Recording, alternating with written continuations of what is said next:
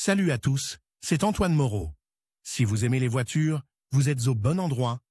Continuez à regarder cette vidéo, on passe tout de suite au sujet du jour. Les chaudes journées de printemps sont arrivées et il est temps de penser au climatiseur, de vérifier s'il est en vie après la période d'inactivité hivernale. La préparation du climatiseur peut être divisée en plusieurs étapes. Vérification du fonctionnement. Il ne suffit pas d'allumer le climatiseur et de vérifier s'il fournit de l'air froid. Il est nécessaire de s'assurer que le système fonctionne à plein régime et qu'il refroidit efficacement. Très rapidement, littéralement en quelques secondes, votre main devrait sentir le tube devenir de plus en plus froid, comme si vous teniez de la glace dans votre main. Si le climatiseur est correctement alimenté, les os de votre main commenceront à se briser sous l'effet du froid. Si ce n'est pas le cas, c'est que le tube n'est pas assez froid. Il est nécessaire de contacter un centre de service pour diagnostiquer les fuites et refaire le plein. Si le climatiseur n'est pas suffisamment rempli, il risque de tomber en panne. Si tout est en ordre, on passe à la suite. Si le tube n'est pas assez froid, il est nécessaire de s'adresser à un centre de service pour diagnostiquer les fuites et refaire le plein. Si le climatiseur n'est pas suffisamment chargé, il y a un risque de panne totale. Si tout est en ordre, continuez. Quelle est la durée de vie possible du système sans recharge? Nous avons eu l'occasion de nous occuper de voitures vieilles de 10 ans,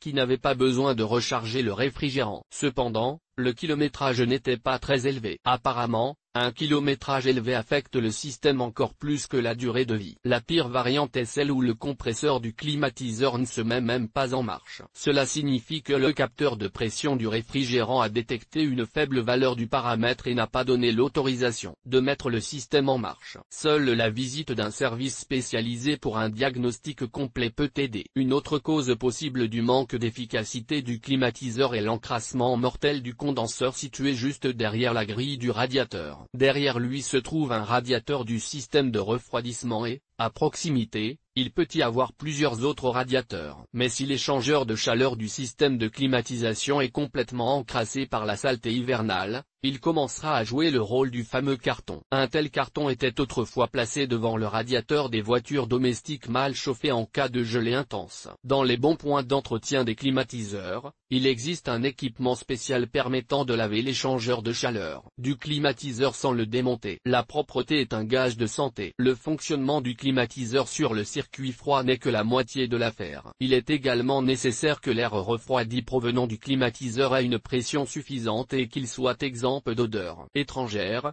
de spores fongiques et de bactéries. Dans ce domaine, il vaut mieux compter sur ses propres forces. La méthode la plus simple consiste à acheter une bombe à aérosol contenant un nettoyant pour climatiseur. L'appareil est équipé d'un tube qui vous permet de pénétrer dans les entrailles du système et même d'atteindre l'évaporateur du climatiseur. Soufflez ensuite dans le système à la vitesse maximale du ventilateur et avec les portes ouvertes. Un autre moyen consiste à utiliser un nettoyant spécial pour climatiseur qui pulvérise une préparation sur l'entrée du circuit de recirculation du système de climatisation. Cette bombe à aérosol est un peu comme une grenade. Il suffit d'appuyer sur la valve pour que l'appareil libère en toute sécurité tout son contenu dans l'atmosphère. Il est donc impossible de vérifier l'appareil ni dans l'atelier, ni dans le garage, avant de monter dans la voiture. En même temps, le système de recirculation, le ventilateur et le climatiseur doivent être mis en marche. Après une telle procédure, il est souhaitable de remplacer le filtre à air. La préparation en aérosol désinfecte et désodorise les surfaces de l'évaporateur du climatiseur et une partie des canaux par lesquels l'air passe. Pourquoi une partie ?